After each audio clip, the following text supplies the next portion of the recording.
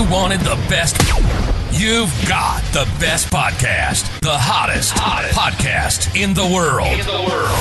The Chris Voss Show, the preeminent podcast with guests so smart you may experience serious brain bleed. The CEOs, authors, thought leaders, visionaries, and motivators. Get ready. Strap yourself in. Keep your hands, arms, and legs inside the vehicle at all times, because you're about to go on a monster education roller coaster with your brain. Now, here's your host, Chris Voss. Hi, folks. This is Voss here from thechrisvossshow.com. Well, ladies and gentlemen, there are latest things that makes it official. Welcome to the big show. We certainly appreciate it. As always, for over 16 years, 2,300 episodes, we've been getting the Chris Voss Show.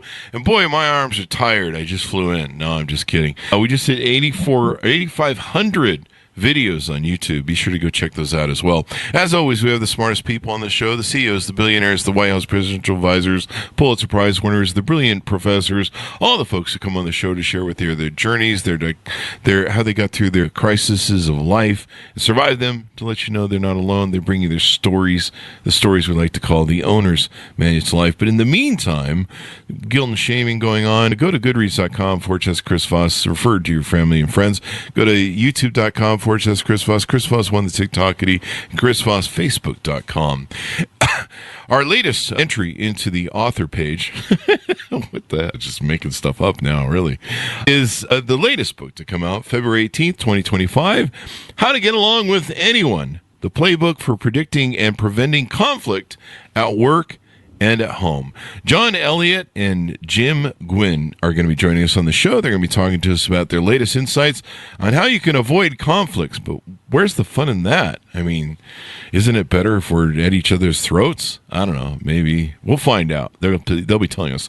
John Eliot is a doctor and PhD who mentors executives and advises professional sports teams, coaches, and athletes on how to apply individual and organizational psychological principles for enhancing health, performance, workplace culture, and the bottom line. He's consulted for NASA, the U.S. Olympic Committee, and the Mayo Clinic, Sony, Microsoft, and other Fortune 500 companies.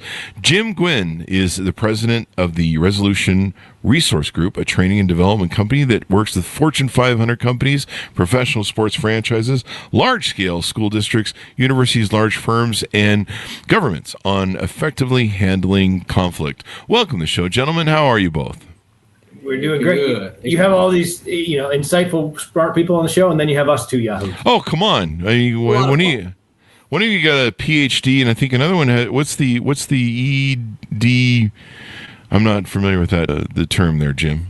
It's just so my wife will call me doctor. That's okay, all right. She's an amazing nurse, so that was my hope. Oh, really? Wow, okay. I did some of that when I was a kid, played doctor and nurse. Anyway, so give us .coms. Where do you want people to find you on the interwebs and stuff? We're at The Conflict Docs, DOCS, theconflictdocs.com. So give us a 30,000 overview of what's inside the book. I'll give you each a shot at it. So whoever grab it first and run with it. See, we're both a couple mediators, so we're like, no, you go first. No, you go first. Yeah, you go first. So, knock it off. 30,000 foot overview is whole background was in resolving conflict once it had escalated. Over 1,000 divorces, bunch of crazy conflict in a lot of places, and decided, man, can we get on the front end of that? Can we start to predict and prevent conflict before you have to come see us in mediation or in some of these other settings? Hey, can we equip people with some practical skills to head that off? And so that way it makes our job easier later. And as you said earlier, if you're leading a life that's free of conflict, you're one boring human being. and help people flip the script and realize that conflict is healthy, is good, and at the end of the day is what you use to build relationships. Now, is that just conflict or is that hand-to-hand combat? Oh, hand-to-hand combat's even better because then you get the workout component. Yeah, that's true. Big moves and blocking and all kinds of things. And you make a lot of money. Exactly. Yeah, I figure that's most marriage arguments, hand-to-hand combat. I've never been married, but that's what I hear. But when anyway, you're Steven Seagal with your spouse, you got to make sure the furniture's out of the way. That's true. Boy, one of you is married, evidently. That's because I went to a school that was a 5-to-1 girl-to-guy ratio, and I proposed right before we got out, and so she didn't know any better. Wow. Okay. Well, that's the way to go, I guess. What made you guys want to write this book? Why did you feel it was important? man, so I know, for us with all the trainings and stuff that we do, we go do a training with a sports team or a school district or church or business or whatever. And people come up after and be like, hey, so, okay, that's great with my coworker, but I have this cousin, this roommate, this in-law. Will this work with my teenager? Because I don't know. And so, so much of what, we do, it was, man, okay, it's business, corporate related, but these skills are, it's resolving conflict. And for most of us, that emotion, it spikes more at home. It spikes more with friendships or relationships. And so that was the main focus. Anybody, you want to jump in here? Yeah, the practical applications to just the little ups and downs in life are far more important than resolving the big, hairy, emotional, crazy conflict. Yeah, that's important, right? You got to dealing with the emergencies. But most of us, the type of conflict we deal with are the little things that irk us from day to day. And having some practical skills you can put in place to either eliminate that stuff or deal with it efficiently. There aren't any good resources. And most of the resources are, one size fits all, or they're prescriptive. And at the end of the day, we're all different. And we've got funny quirks and peccadillos. And, people are sort of odd creatures. And to have some tools to understand our differences, to use them to our benefit, we thought that, somebody's got to do something on that. Why don't we do it? Yeah, I mean, somebody's got to do something. And, we live in kind of a pretty polarized sort of environment right now, especially with politics. And, people have trouble having, family get-togethers sometimes for Thanksgiving and holidays lately, these last 8 years or something. And so, we need some help. We need some tools because, social media doesn't seem to contribute very well to bringing out the best in people like we thought it would. It kind of backfired on us a little bit, I think. I don't know. What do you guys think? And it encourages people to interact less or interact from a distance and not have that, personal element that really matters and people getting along. And look, you don't have to agree with someone. You can have totally, opposite opinions. You can even say, I just don't really like that person very well, but doesn't mean you can't work together or have a meal together or so forth. But, you got to be open to being with people as opposed to, staying in your little echo chamber in your man cave in your basement. Yeah. What's wrong with staying in your man cave echo chamber in your basement? You say that like it's a bad thing. Well, if you're a huge Cowboys fan and you watch the Cowboys in your asking for a friend. Oh, we took shots at the Cowboys. Well, it's a hard life. They've earned it. They have the same problem my Raiders do. The owners are the problem. My dear friend Chip Kelly is coming to help. Yeah. We were finally got some good. And now are you talking about the Cowboys or the Raiders? Raiders. The Raiders, yeah. I know that we got that one really good coach. Offensive coordinator Chip Kelly. He put won national championships at Oregon, went to the Eagles, 49ers. Just won. He was the O coordinator at Ohio State. Just won the national championship. Raiders just plucked him for the OC. So a brilliant guy. Grew up in New Hampshire, of all places, to get an offensive coordinator. But he's going to help. I'm looking forward to seeing what the Raiders do this coming season. I keep thinking I'm going to wake up. This is some dream I'm having about the Raiders because, we're paying 4 coaches right now, evidently at the same time, because we made so many bad coaching deals. I think we're still paying Gruden to whatever. So, but anyway, it's the owners that are the problem. If Brady contributes to the pool of paying people. That'll work. Yeah, I don't want to hear about owners. We have the most interesting owner for the Cowboys. That's a conflict I can't resolve. You go, I mean, he wants to be GM too. He's GM too or something, right? He's like trying to wear all the hats and stuff. He even cleans the bathroom stalls when he's busy. Tell us a little bit about each of you guys. How did you get into this field? How did you grow up? What influenced you? And how did you kind of develop these traits of getting along with others? Sure, absolutely. My background, I'm weird. I was always in conflict resolution. Most people are like, I don't want to deal with it. I'm like, hey, this sounds amazing. Your master's, doctorate, everything was all in mediation and resolving conflict once it escalated. And so it was, dealing with people once they're triggered, once they've, and I can tell you some crazy stories, but once they're at each other's throats and spending all that time and effort and energy trying to get them to calm down and come to a solution. And I don't know if you can see it, but I had a 13-hour mediation where I got shingles one time. Oh, really? And realized, man, why are dealing with conflict at that level is brutal. Can't even start heading off on the front end. So that's what kind of influenced me. Yeah, I grew up with a crazy dad who was a coach of the U.S. ski team, 60s, 70s, and 80s. And so I got to travel the world with a bunch of downhill skiers and ski jumpers and people living on the hairy edge. They would go, down some beers and then go 80 miles an hour down a hill. And so I had some interesting role models in terms of this is how you handle challenges in life. And then my dad, I went with the 80 Olympics and had he's friends with Herbie Brooks and got to sit front row. Oh, wow. That team did.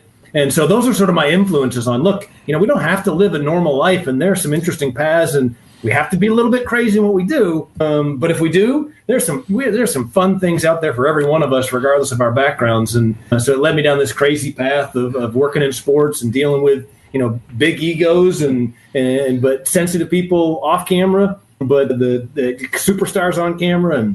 And I just sort of, crazy path that introduced me to this guy and then got us into writing books. Is this the first book you guys have written together? First tag team, yes. My third one together. There you go. Conflict is a big issue. One thing you guys talk about, and there's lots of. It seems to be a rise in narcissism, and I hate to use that term much because it's overused. I think pretty much every date I hear from now tells me that they dated the last 10 narcissists, and only about 5% of people on the earth are clinically diagnosed as narcissists. But there's a lot of gaslighting that goes on right now, especially in like politics or people. Sometimes you run into semi-narcissistic people. Social media's kind of done it to us, but they'll gaslight you with bullshit. They'll argue some sort of thing like, you have people arguing that the earth isn't flat, and we all know the earth is triangle. It's not round, it's not flat, it's a triangle, right? So we all have to learn to agree on something. I'm just kidding, people. Don't write me. Please don't start a cult with that. But, when you have somebody, who's arguing with the sky isn't blue, it can be hard to have an argument with those people. Does your book help that? Yeah, absolutely. So one of the kind of touch on both those points are awesome. So the one in terms of what are people really arguing about? Are they really arguing that the sky's blue, or do they just want to argue? Are they really upset about this issue? Or it sounds like my first 10 marriages. Or is it the other 16 issues before they got built up into this? And so one of the biggest things we focus on is, okay, what is the true trigger of this? Is it a process conflict? Is it over how things are done? Is control? And as you mentioned, people claim, I dated a narcissist, or this person's narcissistic. Could just be that this person truly is process triggered, and they want things done a certain way. They want to be known that they are right. Versus a task triggered person that they just want things done. They don't really care enough to argue about this. And so one of the biggest things our book focuses on is, if you recognize that first, there's practical techniques for dealing with process conflict triggered person versus a task triggered. So if we take a step back for a second, figure out what it is we're dealing with, there's some plays that we can play to make it easier. Yeah. We all have different styles and habits, and the clashes that come out where someone's going to dig in their heels and claim to you the sky is red and I can prove it to you. They dig in their heels for a reason, and knowing what style they are and what habits, and knowing how to get past that. There's some practical tips that we thought that'd be really helpful, because you can get caught in that loop of arguing sky color, but it doesn't do anything for you, and it's not doing anything for them either. So here's how to pivot from that. The book will help guide you through that and figure out the different steps. I like there's another chapter that you talk about in your book on how to defuse emotion.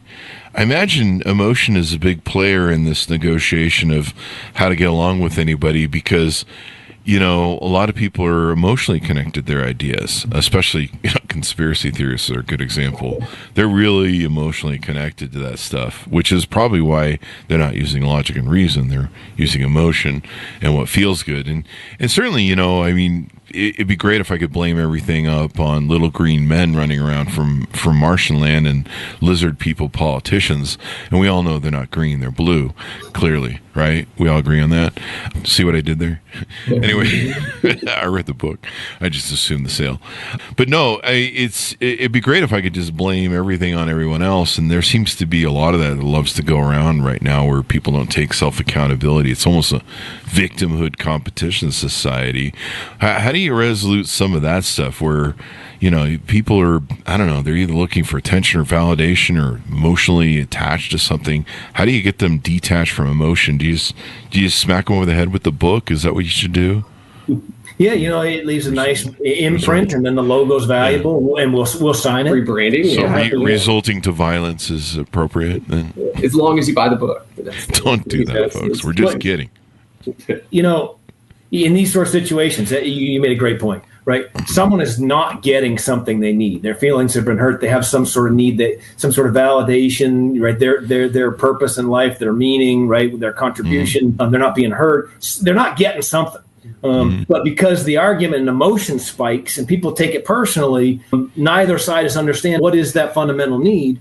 And the key is bring that emotion down so you can identify that need, and then you can help them get that. And even if you don't agree with their point of view, you're helping them get something that's being unfulfilled, and then they're willing to talk to you. Is that one of the things to look at instead of looking at this person like they have a dumb idea or they have an opposite argument?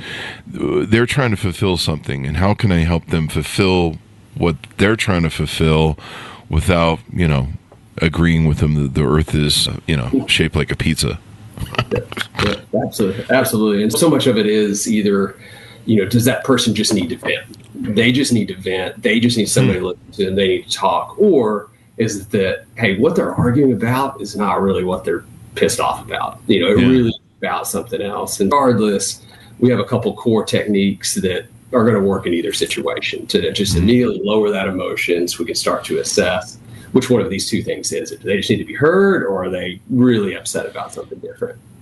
Sometimes you have a lot of that in intersexual dynamics of what is the real argument about that we're having, and sometimes trying to get to what the core problem is.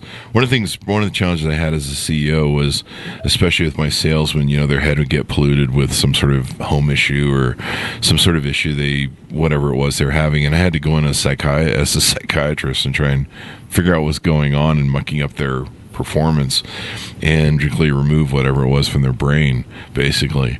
And so, yeah, you had to go in and you're like, okay, what's the real problem that's going on here? And people flail about. It's kind of interesting, and it makes it really hard to have discussions sometimes. Because sometimes the thing that's really bothering them, they're not comfortable sharing. Or they haven't spent some time, thinking about, hey, it's okay to share this. Or, frankly, some people just need, 30-second time out in between work and home and vice versa. Take a pause, get reset, get yourself, focused on the new environment. And because of the pace of life, they don't take that minute to get themselves reset. And they need someone either to give them permission to get reset or help them do that reset. Mm-hmm. I wish people were better at this sort of stuff, but it's kind of weird. It's maybe the one reason we never learn from our conflicts and what we do. What are some other techniques you'd like to tease out that are in the book to help people?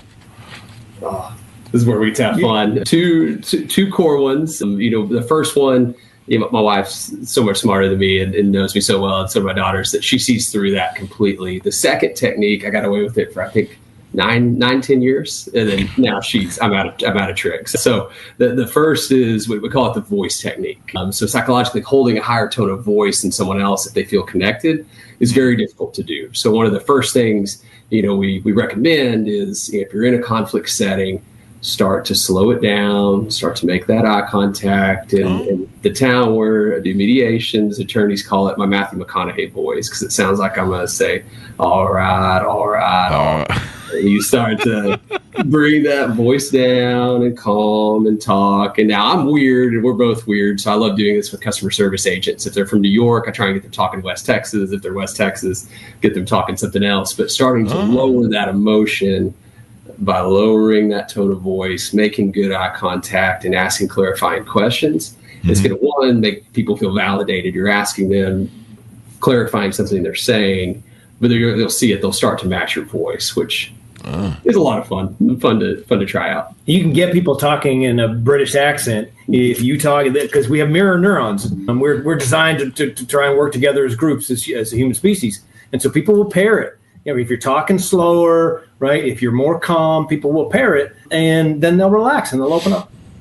Yeah, I see what you're doing. You're kind of leading with a little bit of NLP, neuro-linguistic programming, where you're doing kind of, you're kind of resetting the tone and resetting the speed, and I can see how that can work really well because you're taking the temperature down verbally, and hopefully emotions will go down as well.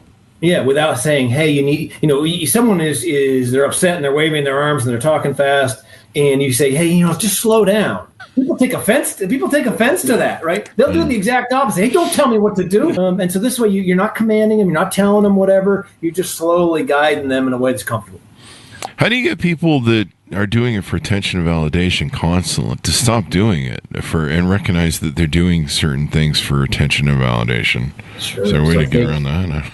This is where the detour technique comes in, and it's a little bit of fun. So, the biggest thing with conflicts is there's always multiple issues, even if most of them are smoke screens. And we make up stuff that justifies our position. My daughter is so brilliant, and I got a doctorate, and I do this for a living. She got away with it for 6 months of telling me, "But Daddy, I'm scared." I'd say, "Baby, don't be scared. Like, Daddy's here." And she'd make me do whatever she wanted. I didn't catch it until she was scared of pants on the way to church. And so we come up with all of these. We come up with all of these issues and smoke screens and all of these things to justify. But there's always core issues that are most important. So one of the things we recommend is, okay, if somebody's starting to get too hot, if that emotion's starting to spike, a reason's starting to lower, maybe they're doing it for attention seeking, calmly ask them a question about another issue they mentioned.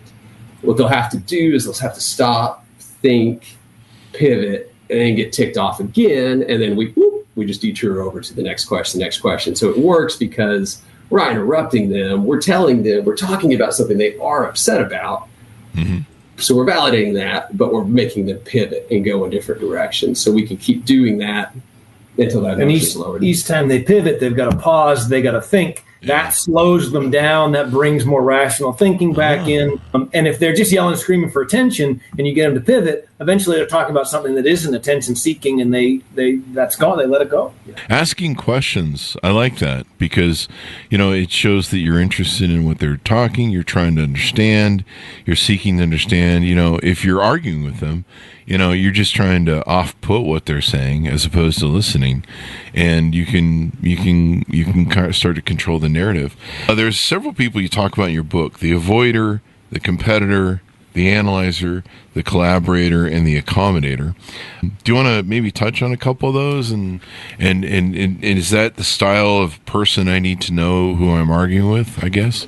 Yeah, essential. And Jimmy can give you some breakdown. But the key is recognize when we get our buttons pushed, when we're stretched, when someone pisses us off, when we're late, when we're out of our comfort zone, we tend to fall into one of 5 habits. We tend to fall in one of these styles. So we call them conflict styles. We call them go-to styles. Like a pitcher in the 9th inning, when you need an out, you go to a pitch.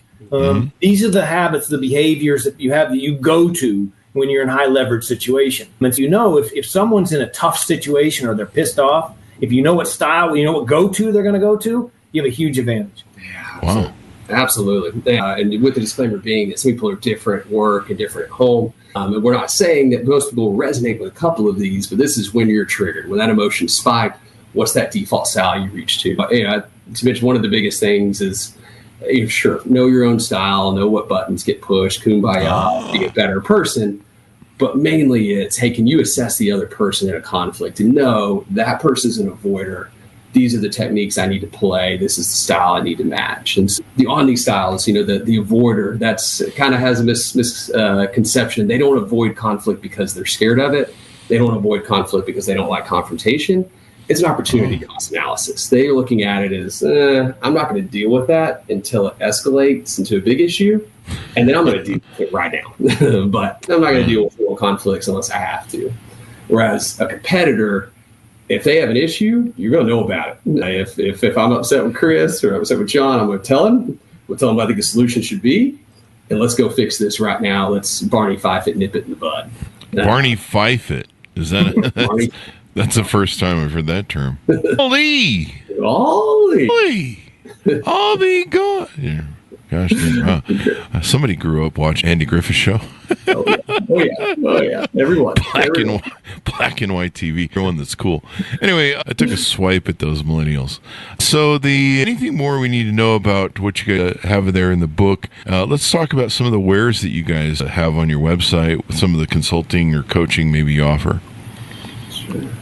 Absolutely. So I think the number one biggest thing, we talk in the book about how to assess someone and how to identify their style, some of the practical 4-step checklists on how to do it. We also do have a scientifically validated assessment tool that you take, log on, quick and easy, and it'll tell you what your profile is. But it takes it a step further. It's not just, okay, I'm a task trigger avoider.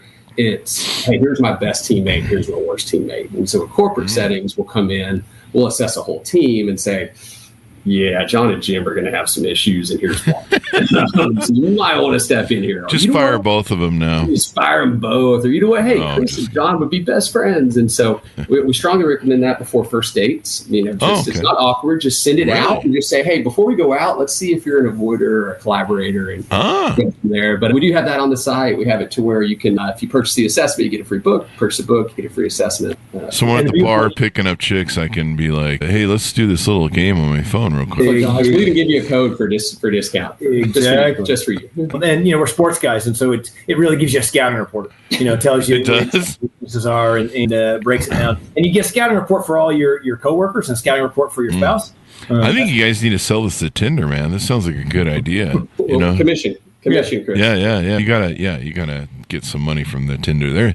They got some money over there. I hear they're just getting sued right now. That conflict. Yeah, I mean they're $billion business. They own there's one company that owns all the apps. It's crazy. You should do that because I'm a single guy. I've run dating groups, and so any sort of qualification we can get, we need all the help we can get out here. To weed out. It's a minefield, if you will, of craziness.